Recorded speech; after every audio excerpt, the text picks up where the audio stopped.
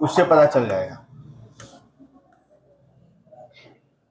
एक आदमी 7 घंटे में 255 किलोमीटर की दूरी तय करता है। 2 चरण में तय करता है। प्रथम चरण में वह बस से 30 किलोमीटर प्रति घंटा की चाल, बस चला है 30 किलोमीटर प्रति घंटा। और दूसरे चरण में ट्रेन से चला है 45 किलोमीटर प्रति घंटा, 45। और ओवरऑल चला है 255 के घंटे में 7 घंटे, तो 255/7। चाल बराबर होता है दूरी बटा समय। 255 किलोमीटर की दूरी चला है 7 घंटे, ये हो जाएगा ओवरऑल चाल। इसको करेंगे तो 7 तिहाई 210, 30 सत्ते 210 में 255 में से 210 गया, कितना बचा? 45। और 45 सत्ते कितना होगा? 45 छक्के 270, 315। 315 में से 255 घटाएंगे, कितना? 60। यानी 4/3। ये 4/3 किसका अनुपात है? समय का जो अनुपात है 4/3 है। तो 4 और 3 मिलके कितना हुआ? 7। 7 का वैल्यू दिया है 7 घंटा, तो 1 का वैल्यू 1 घंटा, यानी 4 घंटा इसका वैल्यू है और 3 घंटा इसका वैल्यू। बस से चला है 4 घंटा, ट्रेन से चला है 3 घंटा। तो कह रहा है पूरी यात्रा में वह बस से कितनी दूरी तय किया। तो दूरी बराबर होता है, बस का चाल कितना है? 30, और कितना सा चला है? 4, तो 120 किलोमीटर बस से चला है। अगर ट्रेन से पूछता तो ट्रेन की चाल 45 के चाल से क्या घंटा चला है? 3, तो 135 किलोमीटर ट्रेन से चला है। लगा लीजिए।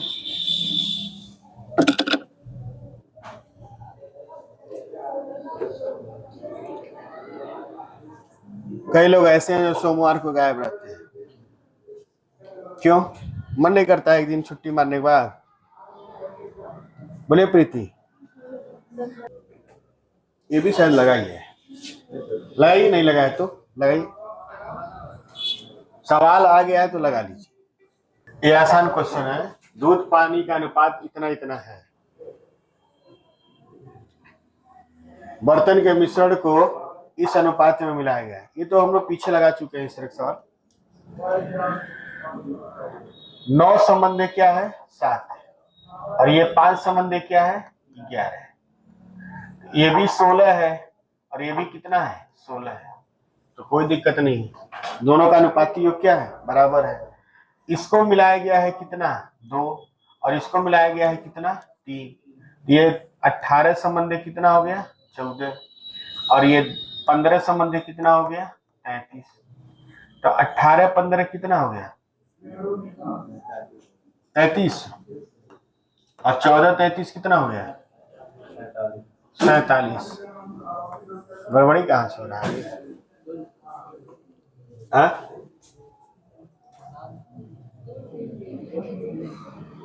क्या हुआ?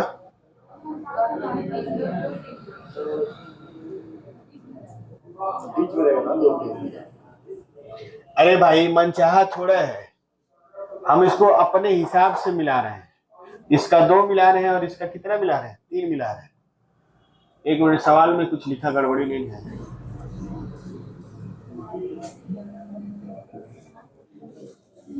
ठीक है, इतने बढ़िया बढ़िया लेखक हैं इस क्लास में, उल्टा सीधा कुछ भी लिख देते हैं। 2 बर्तन जिसमें दूध और पानी का अनुपात है इतना है, इन बर्तन के मिश्रण को किस अनुपात में मिलाया जाए? इस अनुपात में मिलाया जाए कि नए बर्तन में दूध और पानी का अनुपात 2/3 हो जाए। मनचाहा वाला है सवाल, ही मनचाहा वाला। अब लगाइए। अब लगाएंगे तो आप देखेंगे कि 9 संबंध क्या है? 7 है। 5 संबंध क्या है? 11 है। और ये 2 संबंध क्या है? 3। ये 16 और ये 16 और ये 5, 80 होगा एलसीएम। 80 होगा तो 16 से भाग देंगे तो कितना आएगा? 5। इसको लेकर चले, पहले वाले को लेकर चले। 5 9 45, इसमें भी 16 से भाग देंगे तो कितना आएगा 5, 5 25 25, और ये 5 है तो इसमें आएगा 16 32, यहाँ आएगा 7 और यहाँ आ जाएगा 13, यानी किस अनुपात में मिलाया जाएगा 7:13।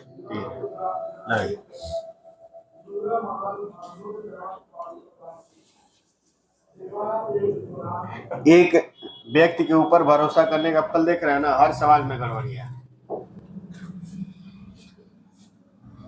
जो आदमी लिख नहीं सकता है पढ़ता कैसे होगा, यानी वही गलत चीज पढ़ रही होगी, पढ़ रहा होगा क्या, पढ़ रही होगी, तो गलत लिखी है तो गलत पढ़ रही होगी। आगे बढ़ा जाए, बोलिए जल्दी से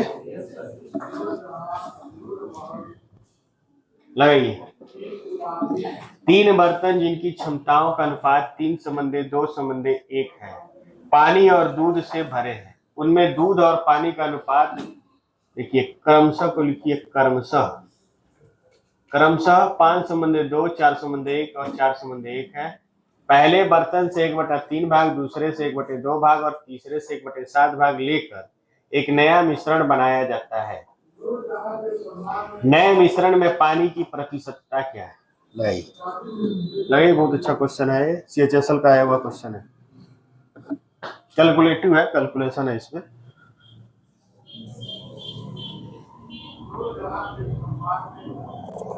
नंबर बढ़ नहीं रहा है, चिड़ा का सवाल भी तो लगना चाहिए। क्या बात है, किस सोच में डूबे राहुल? 3 बर्तन है, इनकी क्षमताओं का अनुपात इतना है। इस सवाल को लगाने के लिए इसको कुछ मान लीजिए, पढ़ाने नहीं देंगे। हेलो, चलो ध्यान से देखिए, पहले बर्तन का 5 संबंध कितना है 2, ये कितना है 7, दूसरे बर्तन का 4 संबंध 1, ये टोटल कितना है 5, और तीसरे बर्तन का 4 संबंध 1, ये भी टोटल कितना है 5। सबसे पहले अनुपाती योग बराबर कर लीजिए, अनुपाती योग बराबर करेंगे, ये जाएगा 25, 35 होगा ना, इसे 5 से गुणा कर देंगे, 25 संबंध 10, और ये हो जाएगा 28 संबंध 7, और ये भी हो जाएगा 28 संबंध 7। इतने में कोई डाउट हो तो बताइए। अनुपाती योग बराबर किए हैं, पहले बर्तन का 3 भाग है, माने पहले भाग का कितना है 3, दूसरे बर्तन का कितना है 2, और तीसरे बर्तन का कितना है 1, जिसका जितना है उतने का गुणा कर देंगे। अब कह रहा है कि पहले बर्तन से कितना लिया गया है 1/3, तो इसका 1/3 लेंगे, इसका लेंगे 1/2, और इसका लेंगे 1/7। समझ में आ रहा है कि नहीं आ रहा है?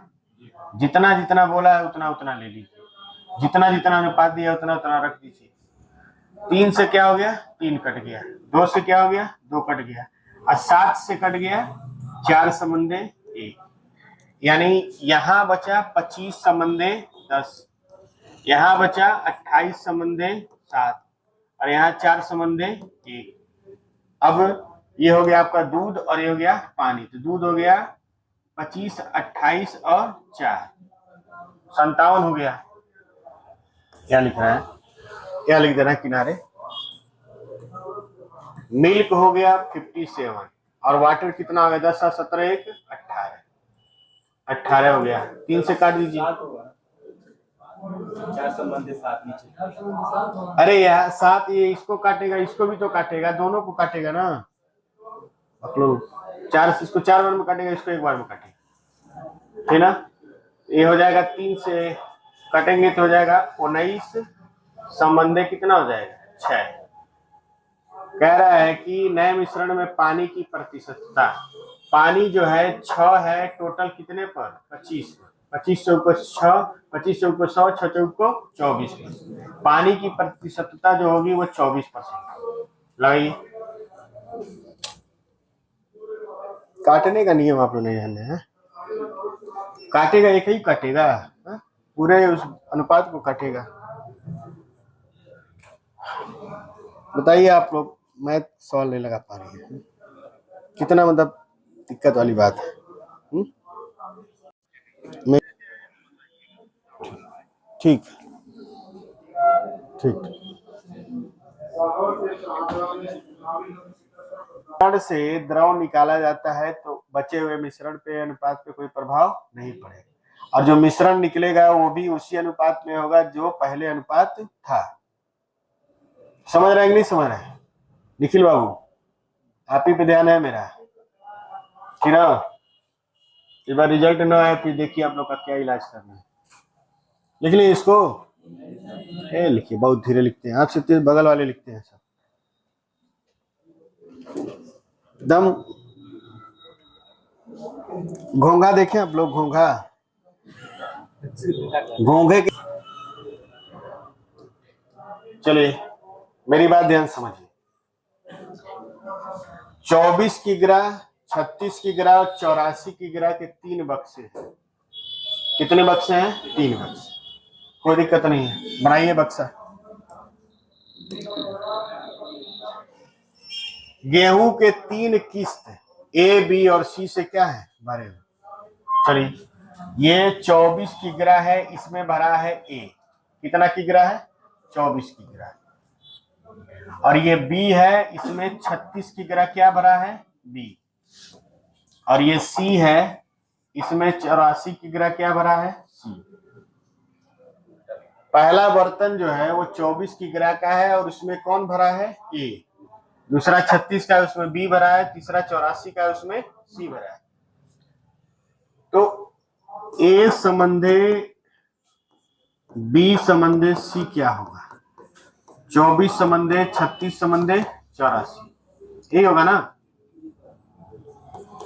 2 संबंधे 3 संबंधे 7, यानी तीनों किस्म का जो गेहूं है वो 2 संबंधे 3 संबंधे क्या है? 7।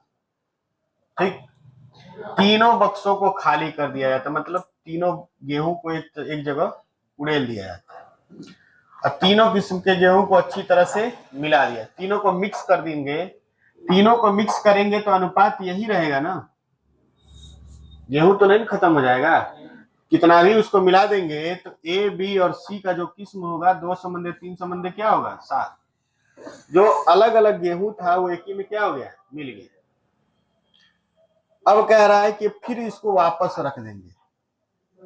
कहाँ रख देंगे? वापस।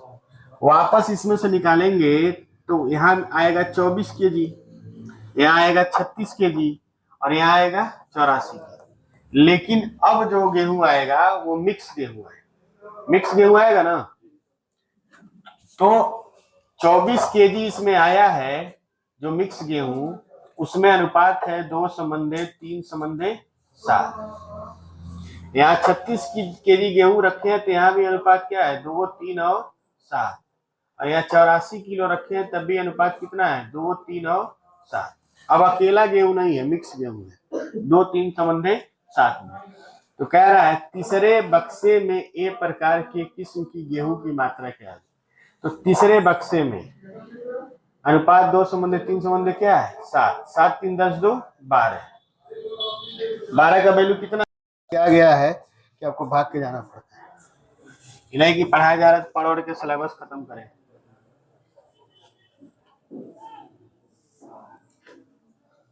चलिए चलिए, पहले कुछ पुराने प्रश्न लगाइए, बस इतना जानिए, उसको जान गए ना नियम को।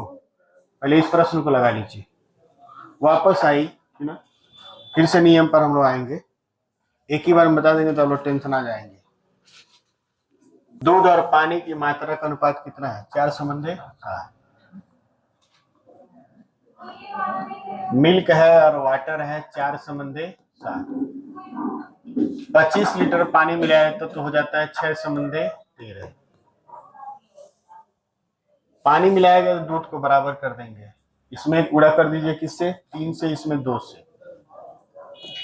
12 संबंधे 21 और इसमें 2 से करेंगे तो 12 संबंधे 26। कितना बढ़ गया? 5। इस बड़े में 5 का वैल्यू कितना है? 25। 1 का वैल्यू 5। प्रारंभ में कितना था, 12 और 21 कितना मिलकर 33, तो 33 का वैल्यू हो जाएगा 165 लीटर, यानी प्रारंभ में मिश्रण कितना था 165 लीटर। जब आप अनुपात बदल दिए हैं तो पिछले वाले से नहीं लगाएंगे, नए वाले से लगाएंगे। पेपर बांट दें आप लोग को, पढ़ी पेपर दे दे रहे हैं। हाँ बोलिए।